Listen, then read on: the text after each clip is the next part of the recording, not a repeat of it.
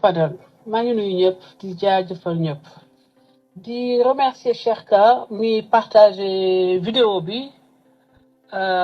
ñu gis suñu doom Adji Sarr di exprimer wu wax def message bu rafet vraiment message bu am solo ñu ngi koy gërëm di ko sant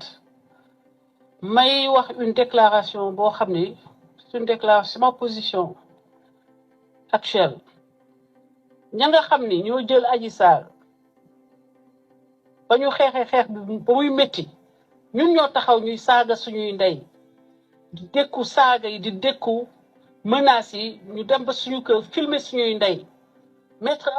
en danger suñuy famille ñu jël Adji Sarr léegi coupé ko de Kodas nañu am jom seeni vidéo ñu bañ ko dugal biir Kodas ña nga xam ne ñoo jël Adji Sarr restreindre ko coupé ko de Françoise Hélène Gaye na audio bi dem fu leen neex comme dañoo nekk ay baadoo la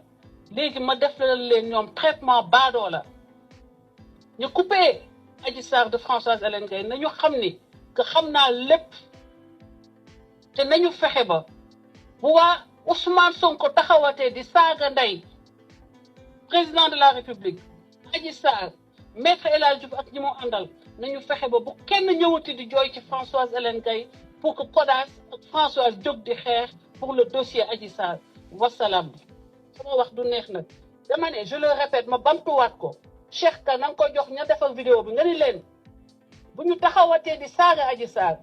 di saaga maître El Hadji Diouf di saaga président de la République di leen sosal di leen tuumaal bu kenn ñëwati ci man di ma sant pour ma def live pour que Adji Sarr ñu mën a démonter les mensonges et les complots qu'on fait contre l'État et contre Adji Sarr nañu am jom laa wax dignité bu day ni ñoom ñu taal seeni caméra xeexal Adji Sarr xeexal askanu Sénégal dékku saaga yi dékku menaces yi dékku li ñuy dem ci suñuy kër ñun waajur di filmer suñuy waajur di leen poster di leen saaga ndey nag vidéo bi dem fu leen neex comme dañooy dox mbaam kaa yet kaa comme dañuy doxalee doxinu mbaam ñu def ak ñoom nu ñuy defee comme ak ay mbaam